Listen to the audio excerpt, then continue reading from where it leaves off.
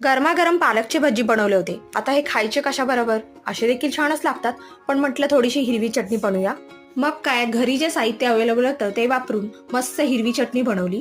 त्यासाठी मिक्सरच्या भांड्यामध्ये मूठभर कोथिंबीर घातली, त्याच्यापेक्षा डबल पुदिना घातला, 2 हिरव्या मिरच्यांचे तुकडे घातले, 9 ते 10 लसूण पाकळ्या घातल्या, अर्धा इंच आलं घातलं, 1 चमचा भाजकी डाळ घातली, पाव चमचा साखर घातली, चवीनुसार मीठ घातलं, पाव चमचा काळं मीठ घातलं, पाव चमचा जिरे घातले, पाव चमचा चाट मसाला घातला, 1 चमचा आमचूर पावडर घातली आणि बर्फाचे 2 तुकडे घातले. वरतून आवश्यकतेनुसार पाणी घालून मिक्सरला फिरून याची बारीक अशी पेस्ट करून घेतली.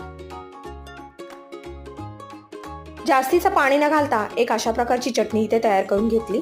पालकाच्या भजीबरोबर चटणी इतकी भन्नाट लागत होती, मस्तच एकदम. चला तर मग मस्त परफेक्ट अशी होममेड स्टाईल हिरवी चटणी तर इथे तयार झाली. तुम्ही ही चटणी 10 ते 12 दिवस फ्रीजमध्ये स्टोअर करून अगदी कशाबरोबरही खाऊ शकता.